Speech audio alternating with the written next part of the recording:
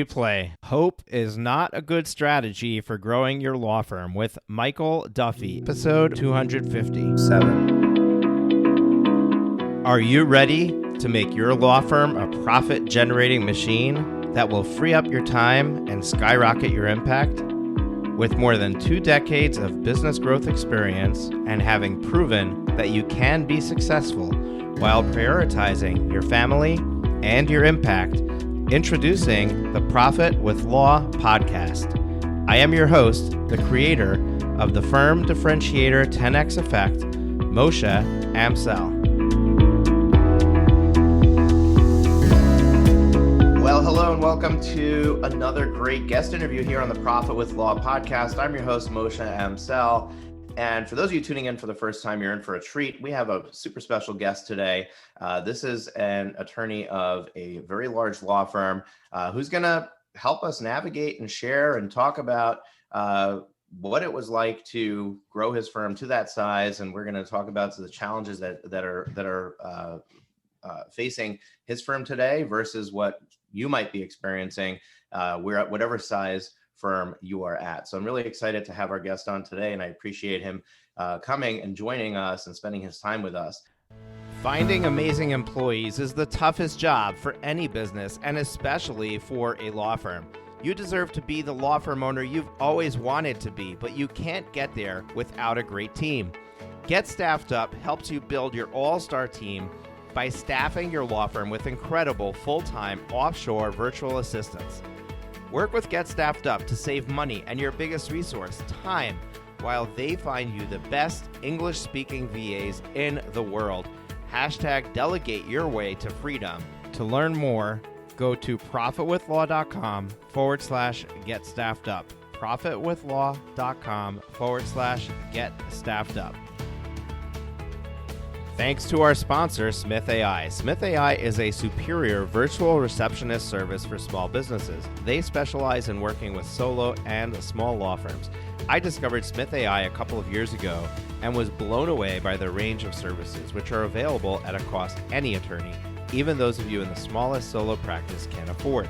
Their friendly receptionists respond to potential clients in English or Spanish, screen and schedule new leads, and even take payment for consults. The best part is, they don't just handle these conversations by phone. They also have live agents and chatbots capturing leads on websites and via text message.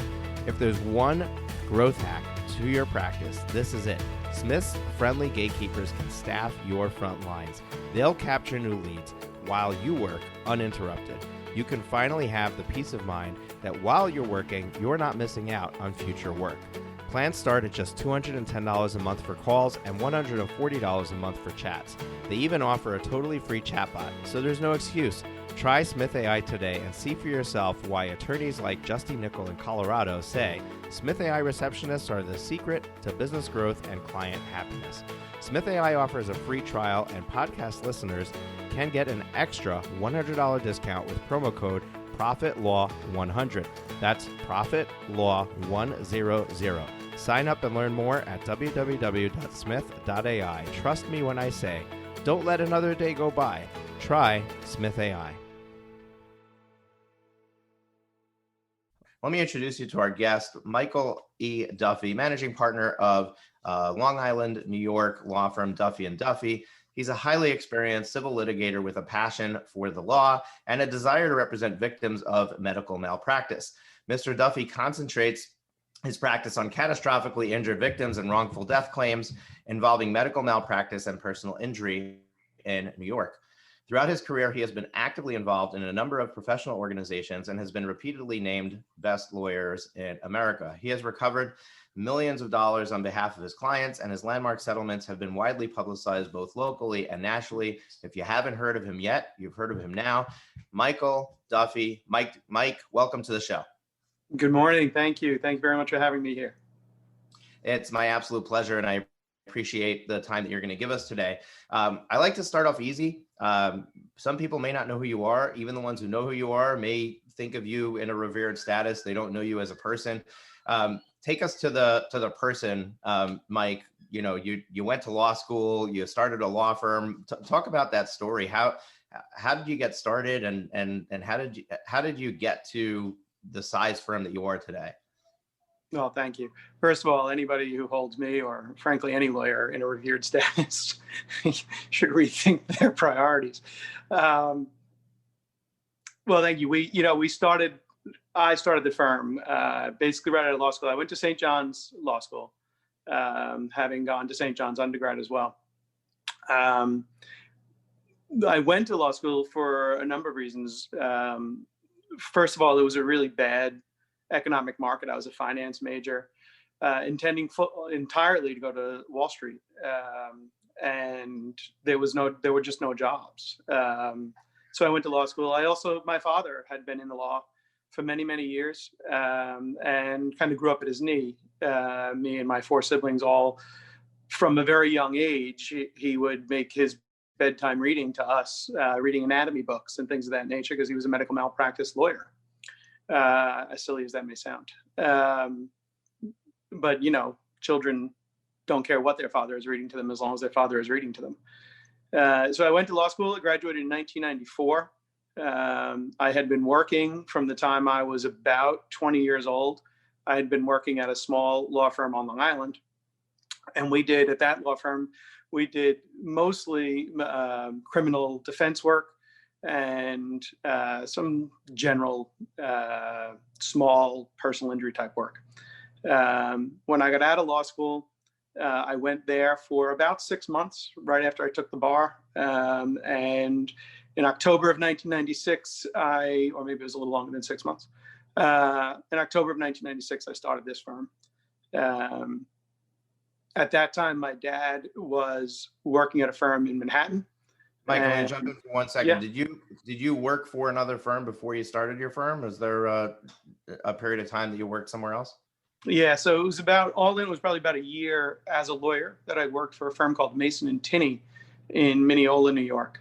And as I say, they did mostly criminal defense work and had a small personal injury practice. I focused primarily on the personal injury side.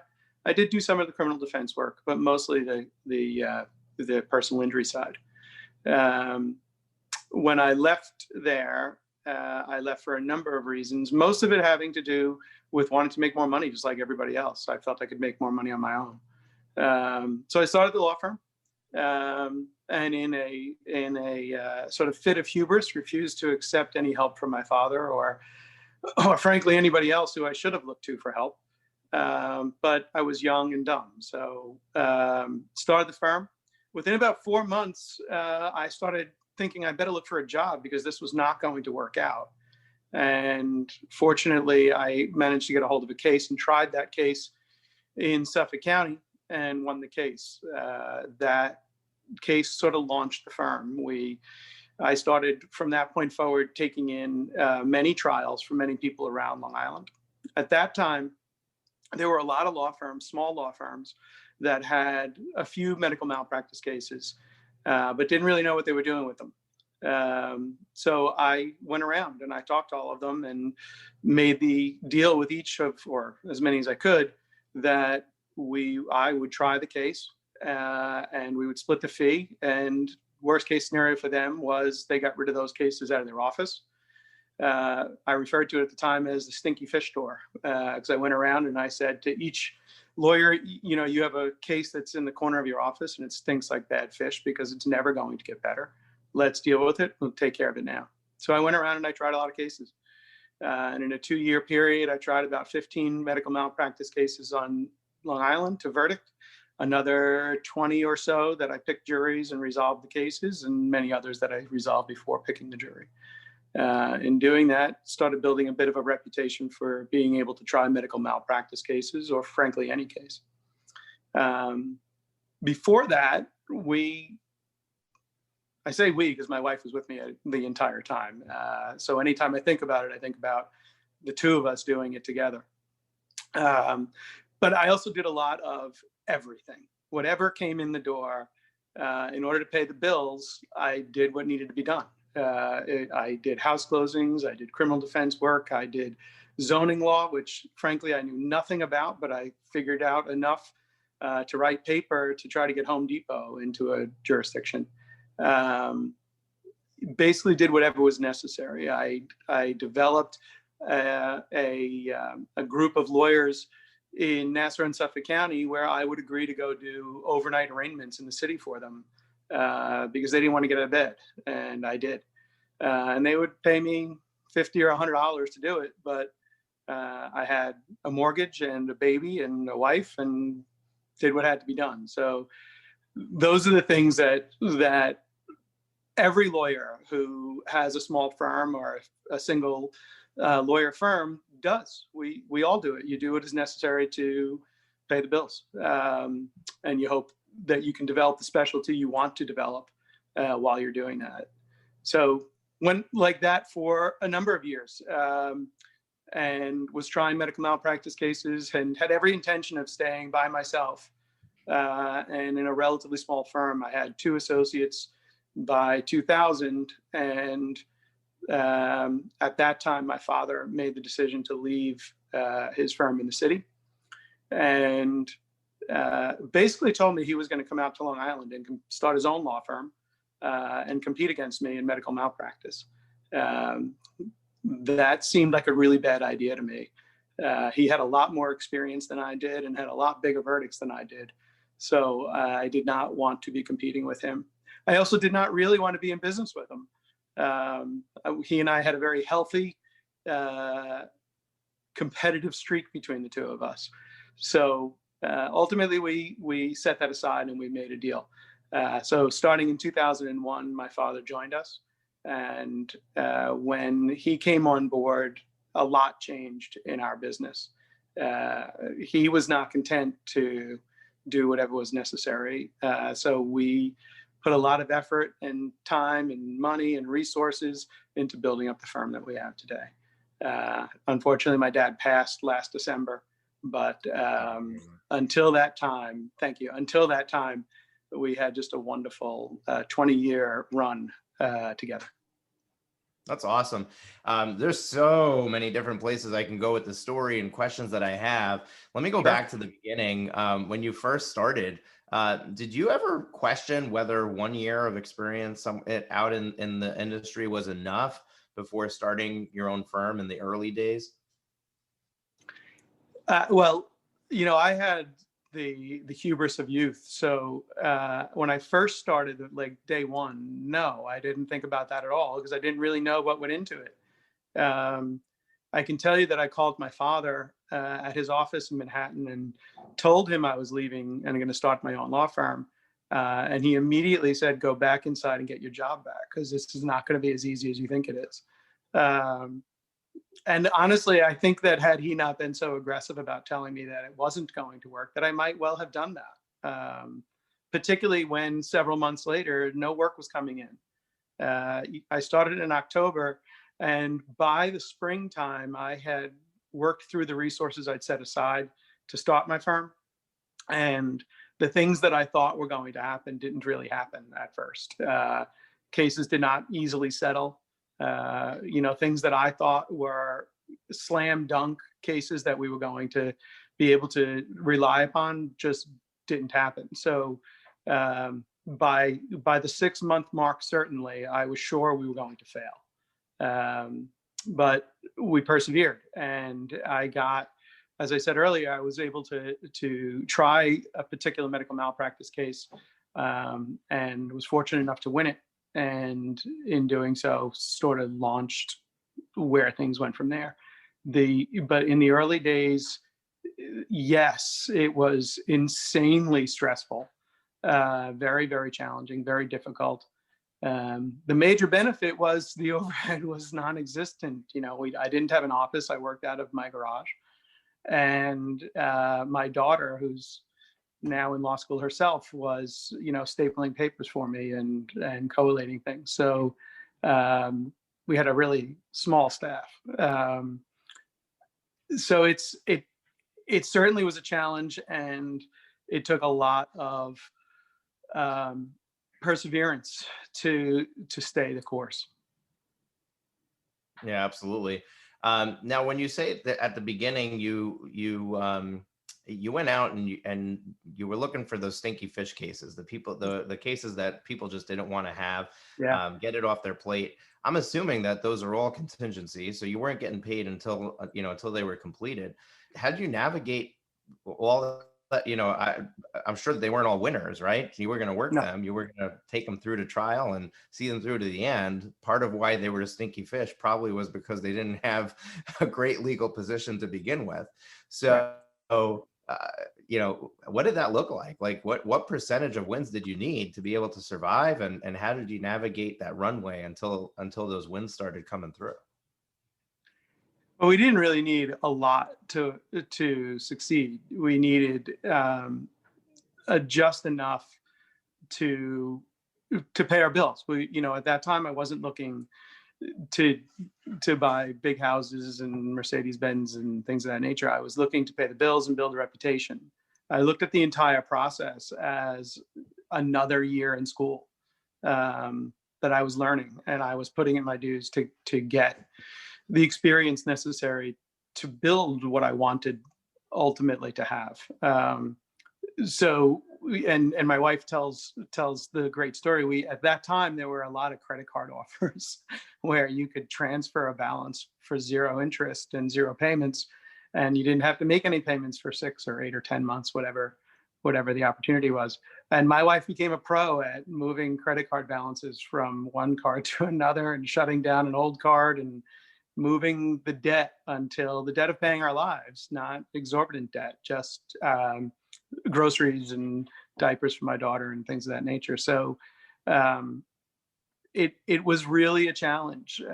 So I looked at the entire process of the tour, the Stinky Fish Tour, as the numbers suggest, and suggested then and suggest today, that most cases are going to settle. And one of the single most important thing you can do to get a case to settle then and today is to be ready to try the case, to let the other side know that you are not afraid to try the case, you know the medicine, you know the facts, and you're prepared to go forward, and to let the court know that you're prepared to go forward. So my argument then and today was I was always ready. It didn't matter. There were days where I answered ready on 4 or 5 or 6 different cases, whether I was ready or not. And that was really the only way that I felt we could do this. Is I would get the education, and then I would force some action in the court system. So we would have there were times where I would be asked to try a case against the defense lawyer who I knew was in the middle of another trial, but I would go and I'd yell and scream and cry and carry on in front of the court to force the judge to say to the defense lawyer, go get him some money so we can get rid of this annoying person, and basically did whatever was necessary to force the action. You can't force them to settle, but you can try as hard as you can to force them into a jury room. And by pushing these cases into a jury room, I felt that we would be able to at least generate enough to get through the year or two that I was dedicating to this. Yeah, I mean, hearing the early stages is really, really cool, because there are people listening to the show who, they're early in creating their practice, and they're in that game of carrying credit card debt and worrying about how they're going to pay their bills. Yeah. And hearing that you went through that too at the beginning is it's almost reassuring that, hey, we're going to get past this. All we got to do is stick with it and make sure that we've got a good plan. And that's what I'm here for, is to make sure that my listeners have a good plan. So let me ask you a question. Well, just to, Sure. on that topic, sorry to interrupt, but on that topic, it requires a lot of help from where you are in society too. There are things that I was able to do then that you would never be able to do today. But there are other things you can do today that you couldn't do then. So for instance, I was in the middle of a trial in Suffolk County many years early in this process. And I had to ask the court for a day's continuance so I could go do a house closing, so that I could get the check from the house closing, so that I could take that check and pay the expert that needed to testify in the medical malpractice case. I didn't have the money to put the expert on the stand. And if the court had said no, I'd have had a big problem. So there were a number of things that today would never happen. One, a judge would never agree to that today. Two, there's no way that you could make enough money from a house closing to pay today's experts. They were cheaper then.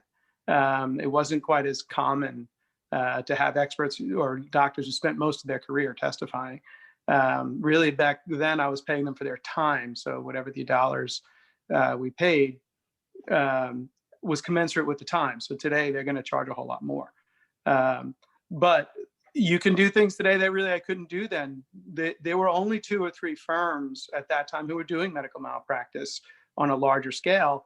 They didn't really want to become involved in my cases. They didn't want to partner up with me on my cases. They didn't want to show me the ropes. They basically wanted to keep the competition dead. Today, you can work with a firm like ours. You can learn enough about medical malpractice to decide if that really is something you want to do, or if you want to make it a tangential part of your business. So, when one door closes, others do open up.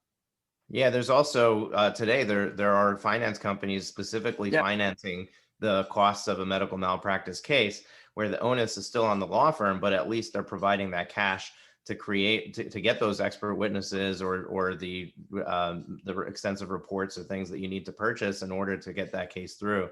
So you do have other options where it's not, hey, I need to do a house closing to be able to pay for this next step. There are certainly options on the resource side. It's still the biggest issue for that is you don't want to kind of get taken for a ride. There are a lot of experts who will happily charge you to tell you what you want to hear, and then either not be credible on a witness stand or refuse to show up at the time of trial. So yes, the resources are there in terms of dollars, but it really takes a lot of effort to know enough about the case that you're really educating the expert more so than the expert educating you. Very interesting. Absolutely very interesting. I want to ask you this question, and I've been in my mind. I've been trying to figure out which way to go about it so that I'm not injecting my opinion into the conversation, because I have an opinion here. But I'm going to frame it like this: back in the beginning, when you were starting, the only way to really get started as a brand new lawyer was referrals or collaborating with other professionals. Social media, the internet, none of that existed. Right. Today, it's a different world, right? Google My Business, reviews on Google, those matter a lot today where they didn't matter back then. And there's less and less people who are coming through the referral route as we get to the younger generation that's requiring legal services. You also mentioned that there's this phenomenon that happened when your dad joined the firm, where he wasn't interested in doing whatever it takes. And it sounded to me like at that point, you focused 100% on medical malpractice and stopped doing anything else. And if I understood you correctly, what happened is that by honing in on your strong suit and taking away the other distractions, that's really what created the firm that's here today. That's what gave you the momentum to start really building the practice. So I don't know if I'm reading into the lines, but that's what I heard from on my end. My question is, when somebody, and we're not just solos listening to this show, so I want to make sure that we're having this conversation at various stages of the law firm growth, but where do you sit on the thought process of somebody getting really, really specific about what they're doing and who they're serving? Is that something that they should be doing from day one? Is that something that they should be doing only after they've achieved a certain level of success in their practice? What's your opinion on that? Well, for starters, I think that's a very individualized answer. I mean, there's no one right answer to that question. If you have unlimited pockets and you don't have to worry about paying your mortgage, you don't have to worry about putting your kids through school, then I think it is absolutely focus on one thing. But if you don't have that luxury, then you have to do what you have to do. One of the things that makes good lawyers, particularly good contingency fee lawyers, is a lack of fear. You have to be fearless in this. So if you're facing a scenario where your resources are limited, but you believe in yourself, then I am 100% for fearlessly moving forward and fearlessly focusing on what you know you can be good at. in order to do what any of us do for a living, you have to have that ego within you that says, I am good enough to do this. I can stand in front of a jury and convince this jury that I am right and the other side is wrong. If you want to do medical malpractice work, you're going to cross-examine the defendant doctor himself, who's the only person, or herself, who's the only person who actually saw this patient. You're going to be cross-examining Harvard-educated, Yale-educated, Columbia-trained doctors and nurses who are going to come in and say, you are wrong. And you need to have the perseverance to stand up and say, no, I'm right. And let me tell you why I'm right. And let me show this jury why I'm right. That degree of perseverance, that degree of fearlessness and ego goes into everything we do. So for that person who's saying, I want to do a particular type of law, I want to do a particular type of case, but I'm worried. Believe in yourself. And if you do believe in yourself, ultimately you will succeed. So saying that there's no right answer, it becomes very important to focus on specialization in today's world. Most people are not going to have the resources available to them to compete with the large advertising entities, the large social media groups that are pushing out content daily, multiple times a day. There are companies today that are literally lead generating all day long, and all they do is push out content, and then sell you the leads. And they're not selling you everything that's wonderful. They're selling you, 99.9% cases that you're not, or leads that you're not going to do anything with. They're sending stinky fish. They're sending worse than stinky fish. They're sending dead fish. So, it's going to be hard to compete in that environment if you don't have the resources to be pushing out this content every day, and to have content writers and programmers and, anything and everything that goes into doing these things. Hedge fund money is behind a lot of efforts to generate cases. The only way that a small firm can survive in that environment, if you want to play in that environment, is to be so focused on a particular area that you are the best at that area. And so that those large gatherers of cases, those large lead generators, are going to want to be in business with you, because that's where the money's going to be, because you are the best at what you do. I love the answer that you gave and the way that you gave it. It really is spot on. And I've been harping here on the podcast over the course of the last year and a half that you really need to specialize in something. And even if you have to say yes to other things, you shouldn't be saying yes to things that you need to now figure out how to do, because that derails you from the energy and the effort that you need to be working on as far as building that specialization. Now, obviously, the most important. I'm sorry, Moshe, go ahead. It's okay. Nope, go for it. The most important word a lawyer, particularly a lawyer running a small practice who doesn't have a lot of room for error, the most important thing that lawyer needs to learn how to do is to say no. As attractive as something may seem, as guilty as you may feel if your aunt or your cousin says, I need your help on this, if you're not focused on that particular thing, it's going to drag down your entire model. And that's almost always where the mistakes are going to get made. Saying no to bad cases and to cases that you don't have the wherewithal or the expertise to be able to handle in an appropriate way is key to the success of a law firm. Finding amazing employees is the toughest job for any business, and especially for a law firm. You deserve to be the law firm owner you've always wanted to be, but you can't get there without a great team. Get Staffed Up helps you build your all-star team by staffing your law firm with incredible full-time offshore virtual assistants. Work with Get Staffed Up to save money and your biggest resource, time, while they find you the best English-speaking VAs in the world. #delegate your way to freedom. To learn more, go to profitwithlaw.com/get staffed up. profitwithlaw.com/get staffed up. Thanks to our sponsor, Smith AI. Smith AI is a superior virtual receptionist service for small businesses. They specialize in working with solo and small law firms. I discovered Smith AI a couple of years ago and was blown away by the range of services, which are available at a cost any attorney, even those of you in the smallest solo practice, can afford. Their friendly receptionists respond to potential clients in English or Spanish, screen and schedule new leads, and even take payment for consults. The best part is, they don't just handle these conversations by phone. They also have live agents and chatbots capturing leads on websites and via text message. If there's one growth hack to your practice, this is it. Smith's friendly gatekeepers can staff your front lines. They'll capture new leads while you work uninterrupted. You can finally have the peace of mind that while you're working, you're not missing out on future work.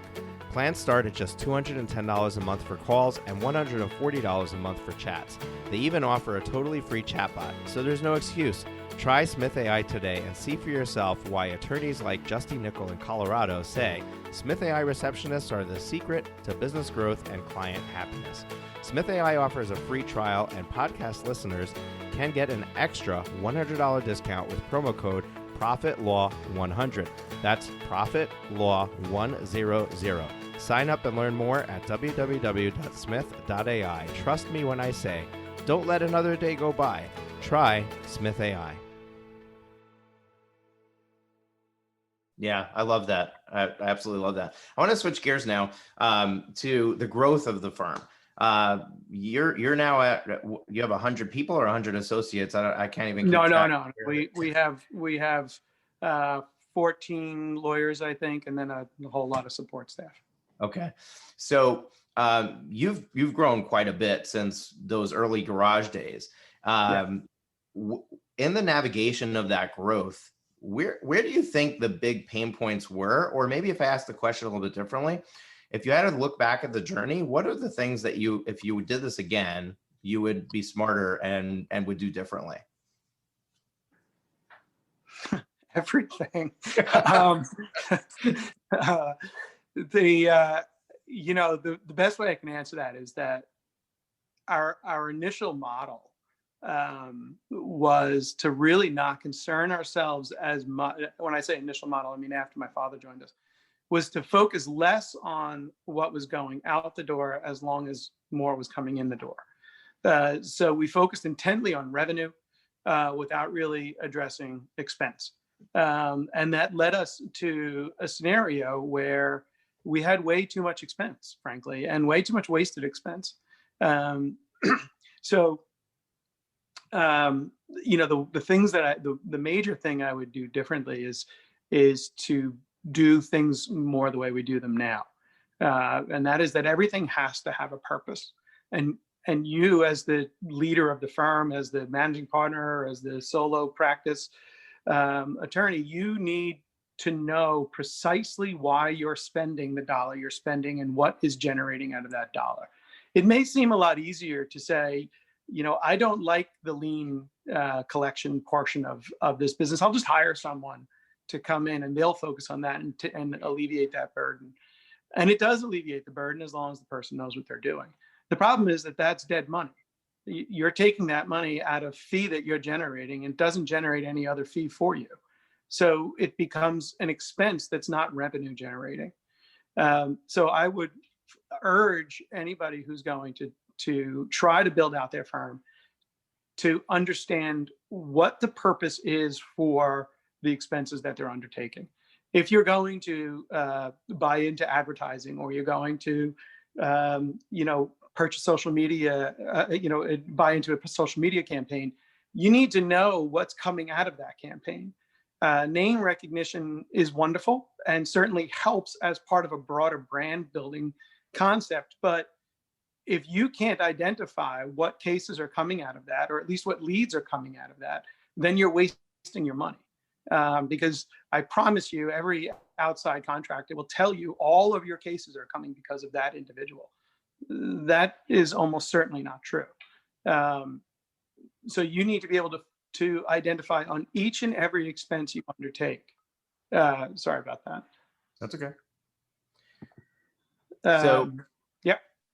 Yeah, it absolutely. I think, the name of this show is Profit with Law, and the focus is that, our focus is not to have a beautiful law firm with a bunch of people in it.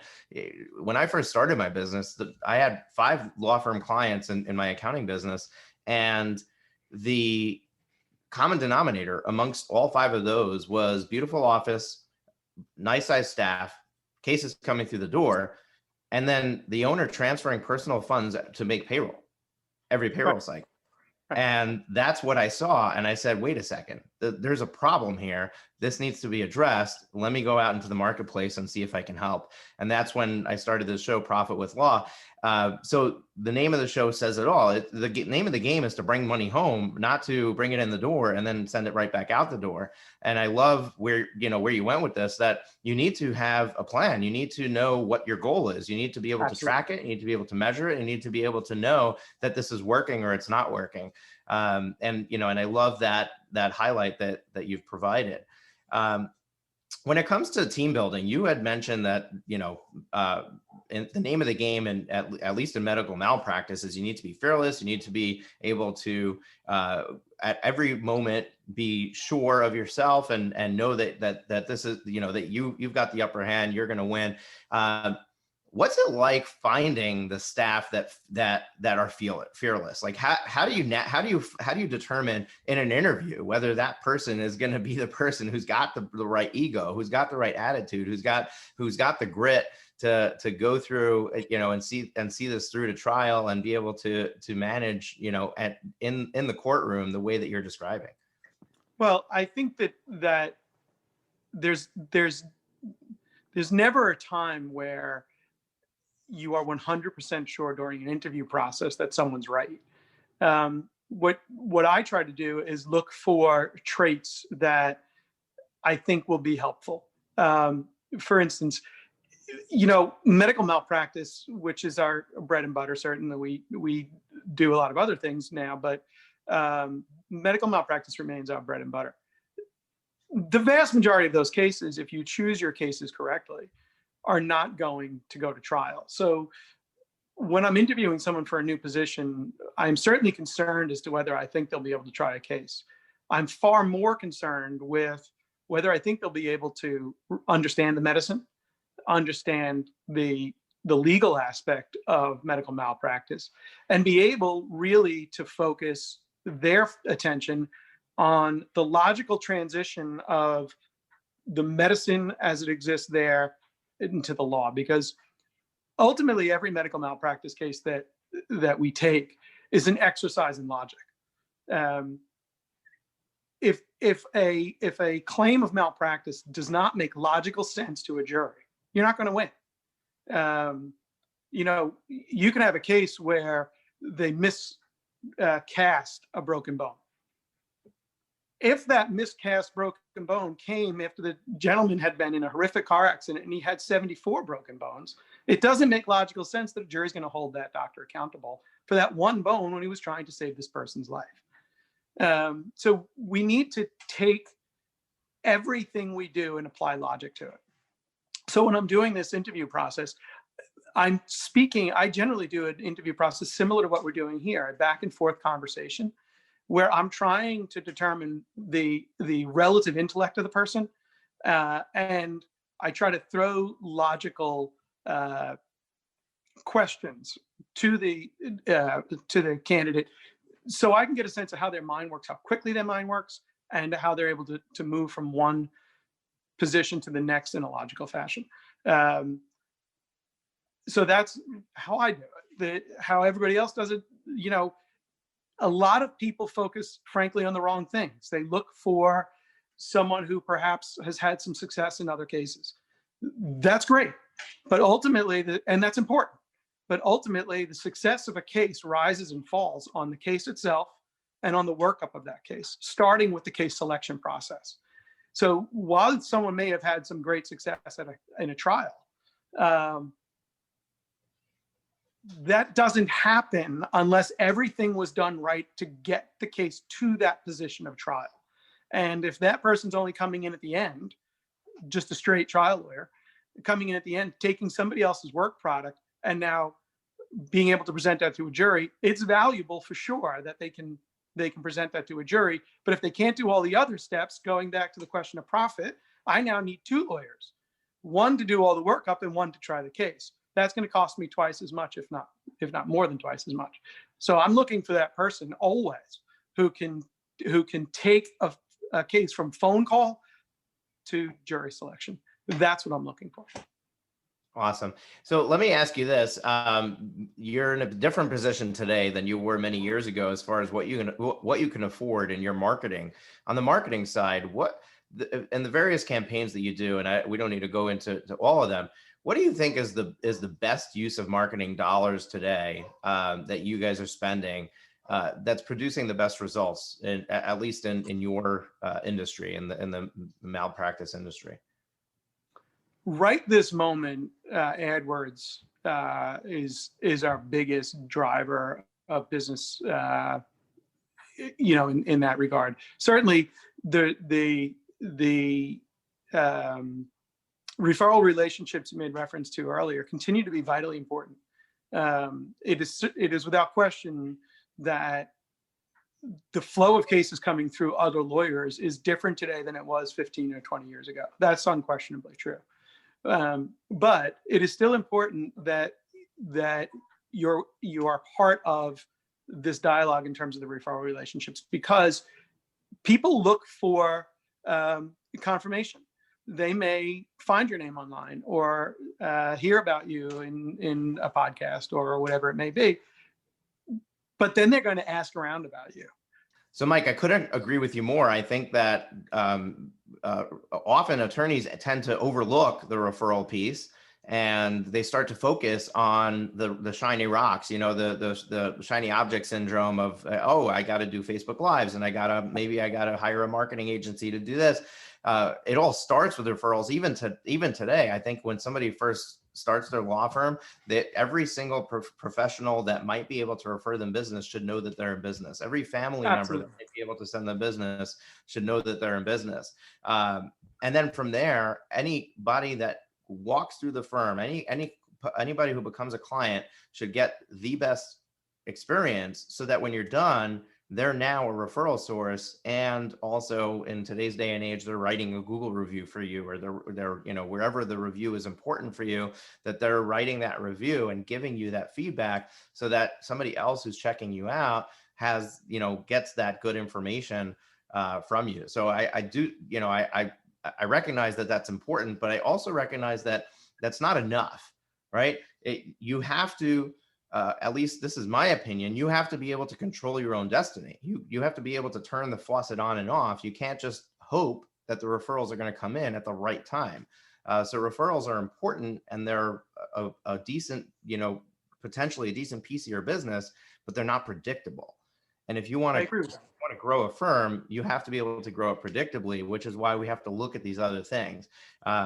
And people do all kinds of things, a billboard and TV spots, and and sometimes we get way too fancy in that process. And I love that your answer was Google AdWords. I'm assuming you meant the Google pay-per-click. People are searching, and then your ad shows up, and they click it, and now they're checking out your firm, or they're calling your firm. And I don't want to go into the details of the marketing. I think that we have much more important things to focus on in this interview. But I just want to highlight that to our listeners, that it's pretty simple. Mike's firm is looking for people who are looking for them. That's correct. The best way to start is to go to the place, the number one place that people go to look for information, which is Google. And a lot of people are not willing to pay for that, because the cost is so high sometimes, depending on the industry, where you might end up paying $300-400 a lead. But if you're talking about a case that's going to generate $10, $15, $20, $100,000 for your firm, why are you being cheap on $300 a lead? You got to be able to front that money and get those leads through the door to make that happen. So I definitely think that that's an interesting answer. I wasn't expecting it. And I like that was the case, because it really makes a lot of sense. I want to switch gears. This entire business, so many of so many people in the industry are not focused on the business end of the business. There is no other business where, this sort of hope becomes a strategy. I hope people find out who I am. I hope I win this case. I hope that I get referrals. I hope. That's not a strategy for any business.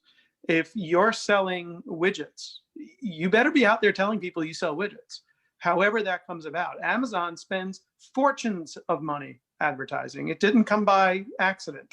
Any entity that is successful is in some fashion or another getting their message out there. So you are correct that AdWords and pay-per-click is an expensive proposition, particularly if you're doing personal injury type work. They are almost religiously the most expensive AdWords you can buy. If you want to buy car accident lawyer in Bronx, it's going to cost you a lot of money every time someone clicks on that. And you'd better have the resources to fight that battle. So you got to get your name out there, but you have to be smart about it. If you can't afford to be meaningfully involved in a particular type of marketing, then you need to find a better way to spend your marketing dollars. Because ultimately it comes back to the issue you raised. This is a for-profit business. If you're throwing money because everybody tells you have to do pay-per-click, or you have to do Facebook, or you have to do this, or you have to do that, but you're not getting any work out of it, then you don't have to do it. What you have to do is what's going to bring work in that door. If that means that you are promoting picnics in certain communities that are, perhaps not benefiting as much from the economy as others, or downtrodden areas today, given what's going on in COVID, or you're involved in food banks, or whatever it is that's getting your name out there, then that's good business. It's also good for society, and more importantly. But if the purpose is to get your name out, you use any method available to get your name out there, but you do it in a way that's profitable for you. Just throwing money out for the sake of saying I do this or I do that is a waste of money. Absolutely. Love that. I absolutely love that. So we only have a few minutes left to our interview, and I want to make sure that we address this topic. So let's switch gears to COVID. We just experienced probably the most historic year that we're going to see in our lifetime, going through a pandemic and needing to navigate that. I'd like to know what that experience was like for your firm, in a number of ways. Number one, was your firm prepared to continue working remotely when this happened? And I'm going to throw a few questions at you, and then you paint the picture. Number two, did you see a decline in the work that you're doing? And I'm assuming that a lot of your work is ongoing, so you probably have a lot of work in the pipeline that you just can continue to work on. But did you see the flow of incoming cases change based on it, for the better or for the worse? And where do you sit today, as we're hopefully nearing the end of this pandemic, but we're at the end of 2020? What do you think about the future specifically for your firm in 2021 and beyond, as far as the effects that might have happened and the ways that you might be changing that you operate because of it? So the answer to the first part is that we were about, I'm guessing, but something like 80% ready to be remote anyway. Things, technology was moving in that direction, no matter what. There were already times where lawyers wanted to work at home, where, staff, a child was ill and staff needed to stay home, but still wanted to work. So we were already transitioning somewhat to that anyway. And to highlight a point you made earlier, the big office and the expensive lease and all that is very 10 years ago thought process. We're already moving to, or trying to move to, a situation where the space is less, the work is more remote. And I think that the best description I heard about the technology aspect of this is that 2025 came 5 years early. Things were heading in that direction no matter what. I remember having this conversation with some other lawyers not that long ago And I predicted that there would be no offices for lawyers before long, and they went around and said Duffy's getting rid of his office, which was not quite what I was saying. The point is that lawyers need to see that the trends are moving in a particular direction. This elevated or exacerbated that trend, and certainly brought it to the forefront today. So we were about 80-85% ready. Things we never thought about that became things we had to think about quickly included how the mail got dealt with. How a lot of what we do, or rather everything we do, is scanned into a system, and then everything is available on the case management system. Where was that scanner physically going to be located during this time that we were down, and how are we going to get things to the scanner? So those are things that we had to really kind of jump in early. I think we were, I'm proud to say we were ahead of most people by, about a week, where I think we pulled the plug about a week before a lot of other people in terms of going remote. Where that helped us was that we were maybe a week ahead of calling our IT people and getting these things moved up, so we were a little less in the queue. So we really didn't have any downturn in terms of work and production and efficiency from that. Where we saw the most difficulty was in the intake process, where the people who are answering the phones are not sitting, obviously during the pandemic, not sitting in one physical space. They're all over the place.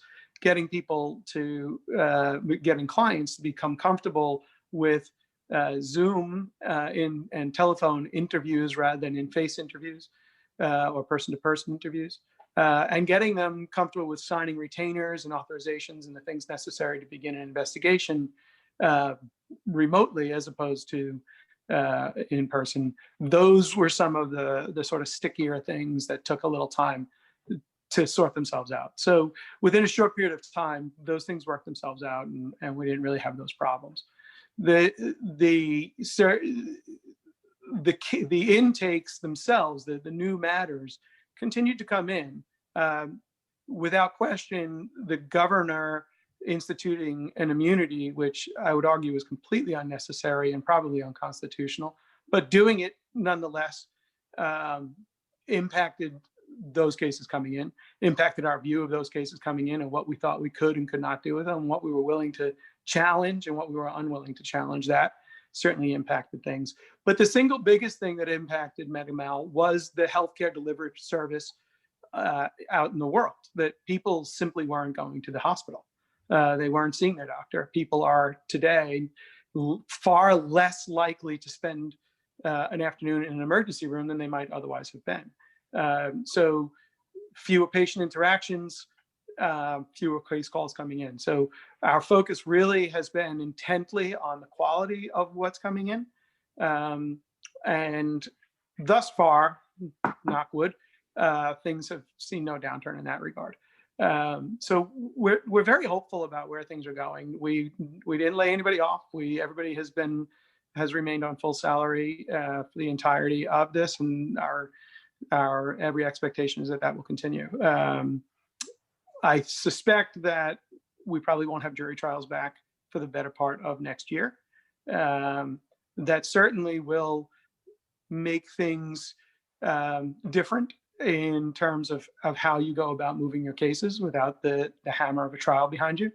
But for us, and I can't speak for everybody, but for us, the carriers know and the hospitals know that we're not going away and the cases are going to be there to be dealt with.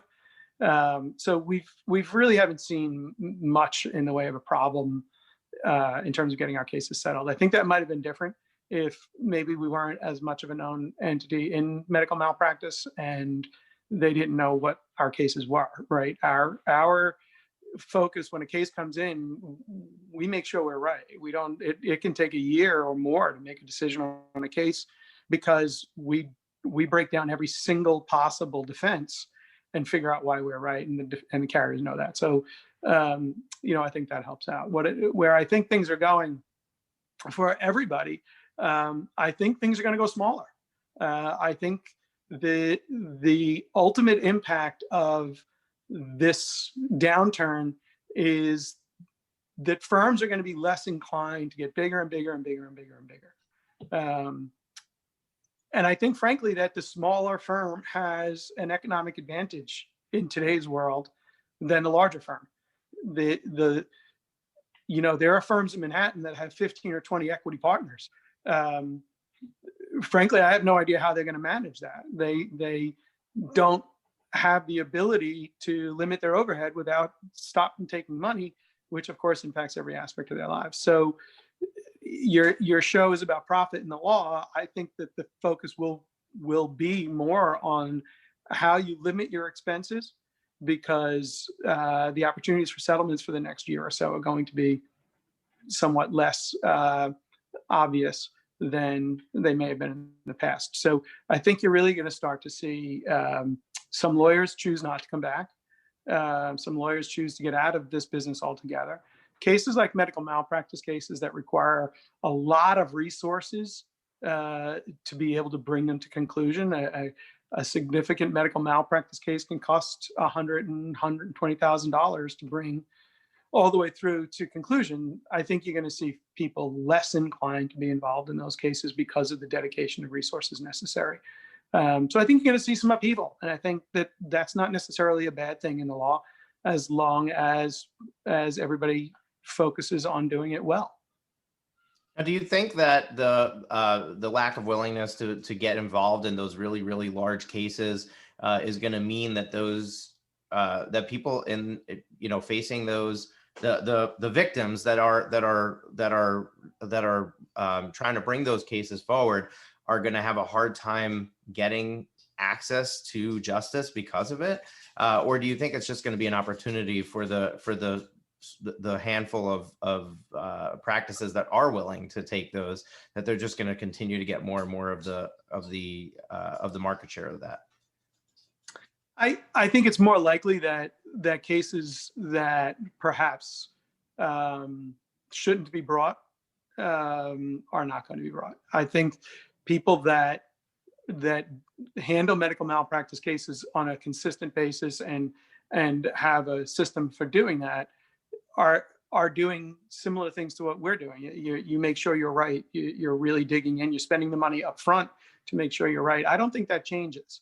I think what changes is someone who maybe doesn't have as much experience getting involved in a case because it sounds attractive, it sounds interesting.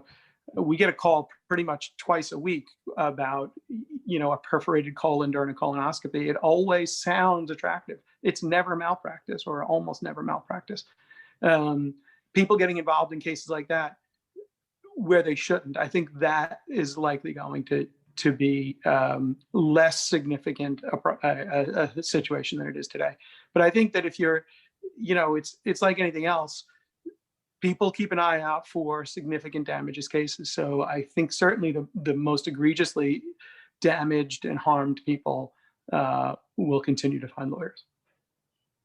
Awesome. I think this is a great place for us to close the show out. We're pretty much out of time. It's been a great conversation, and I think if we didn't have the ending time, we'd keep going for another hour. But I want to ask you to leave, maybe if you can leave one piece of advice. If you look at your entire career and growing your law practice, if you can hone it down into one parting piece of wisdom for our listeners. And then share with them how they might be able to learn more about your firm, collaborate with your firm in some way, or follow up with you, and we'll close it out. Sure. It's funny when you said, what's the one piece of advice? I immediately started thinking about business, but the more I sat here and thought it through, the piece of advice I think I would give every lawyer, particularly those who are making decisions about how their future is going to develop, is that this is only one part of your life. You need to be really good at it, and you need to be fearless, and you need to have that ego, and you need to be aggressive, and you need to do all of those things.